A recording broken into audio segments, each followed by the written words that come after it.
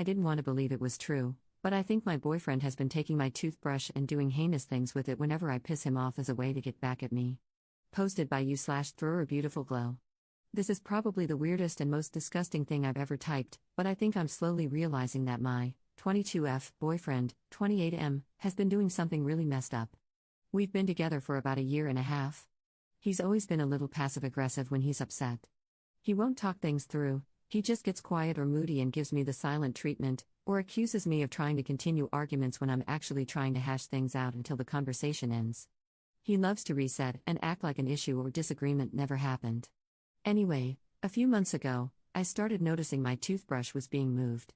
It's electronic, and it would be off the charger on its side, or the whole thing would be scooted back or forward.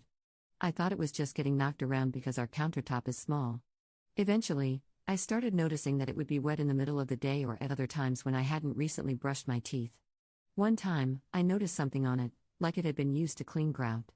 That's when I started keeping a small spare toothbrush hidden in my makeup bag, which was never moved or messed with. Here's the part that really makes me feel sick. I finally confronted him after struggling to come to terms with the reality that someone might be this disgusting. I said something straightforward along the lines of, "Are you doing something to my toothbrush when you're mad at me?" And he just laughed and said, "You're crazy," then refused to talk about it further. I don't even know how to process that. Like, what? I haven't seen him do it, so I don't have proof. But I know something's up.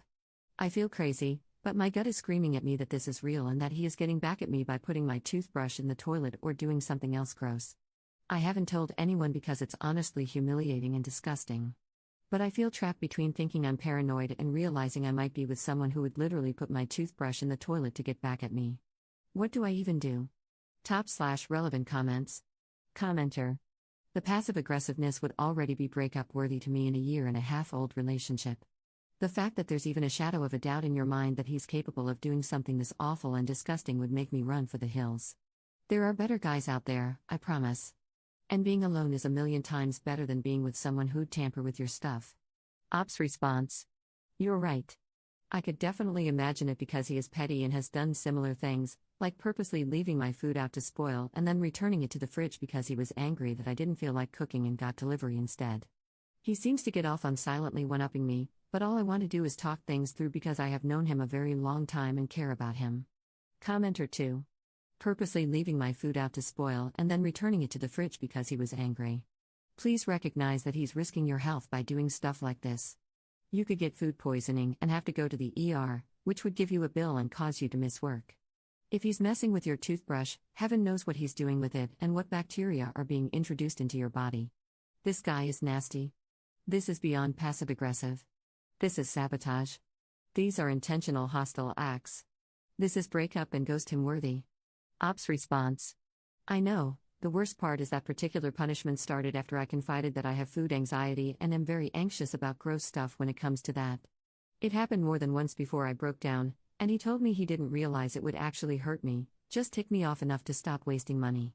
I don't know why I stayed with him. I definitely have my own stuff to work through. But now I'm in a state with no family because we moved to be closer to his daughter, and I'm spiraling. Commenter 3. Girl, what is he actually contributing to your life besides humiliation, pain, and stress? Dude's almost 30, and instead of being an adult, he's messing with your stuff. Please don't waste any more of your life on this child. Ops response. I care a lot about his kid and help take care of her, and I thought we had a beautiful friendship for years before getting together. Commenter 4. You're 22. You're far too young to be looking after someone else's kid and their father, who is acting like a kid. In my opinion, not worth the stress. Ops response. I agree, there is a lot of pressure from my family and his to continue being a caregiver for her because the situation is difficult. I don't really have a home to go back to since they support him and want me to stay in this relationship. Commenter 5. I think you need to start making your exit plans. Get your finances in order. I hope you have a separate bank account that no one else has access to.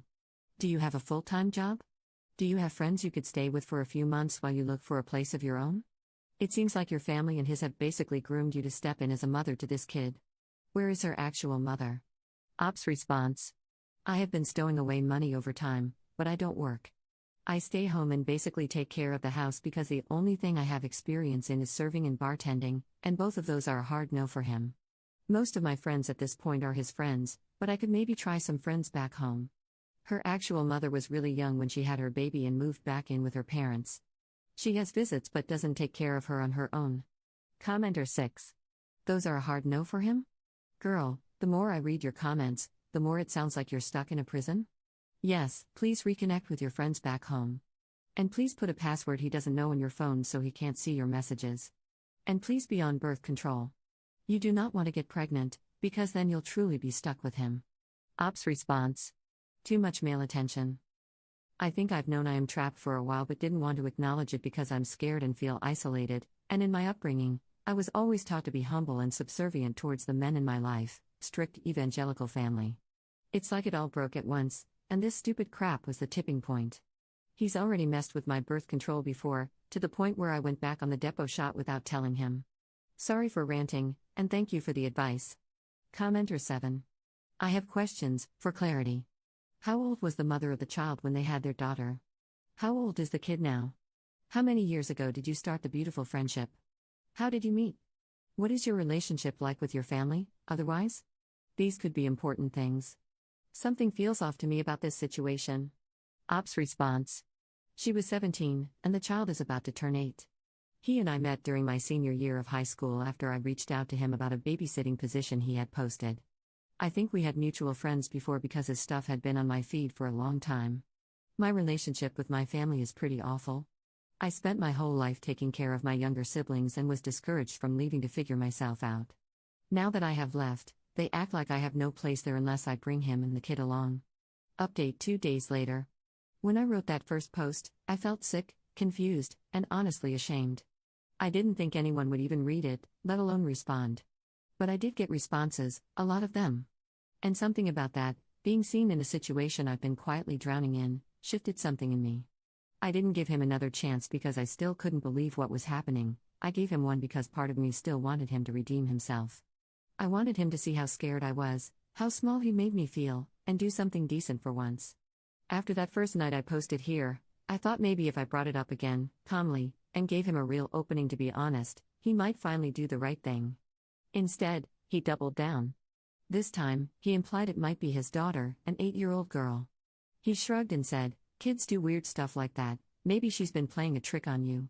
And when I tried to bring up how unsafe and confused I felt for months, how he used to leave my food out on purpose when he was mad, how he pushed me to drop both work and school, how isolated and anxious I'd become, he brushed it all off. Said they were just normal relationship disagreements that could have been worked through if I communicated better. It was so dismissive it actually stunned me. I realized, in that moment, that nothing I said would ever matter to him, and never had. So I dropped it. I smiled. I pretended to believe him. I told him it was probably all just in my head. I didn't expect anyone to respond when I reached out. I've been so cut off from everything. But one of them did pretty much immediately, like she was waiting to hear from me again. She told me I could crash on her couch for a few weeks while I find a job back in my home state. Probably bartending or waitressing again, I don't care. I just need it out. She waited for me at a restaurant nearby. All I had to do was text her the second he left to drop his daughter off with her mom. The moment that door closed behind him, I grabbed everything I could carry, just a couple bags, and left all the big stuff behind without even looking back. It took 6 hours to get back home. But I'm here now. I'm safe. My body already feels different. Of course, I've already gotten texts, his daughter's mom, her family, asking where I've gone and begging me to come back or saying the kid will miss me, that I was so good with her and they need help. And yeah, I will miss her too. I really will. She didn't ask for any of this. I'm not doing this for anyone else anymore. I'm doing this for me. For the version of me who used to have friends, who used to go out, and had a whole future planned. Thanks to everyone who commented and who reminded me that being scared in your own home isn't normal. You all helped me find the nerve to leave. This will probably be my only update on Reddit, but if anything else exciting happens, maybe I'll come back to this throwaway account and let you all know.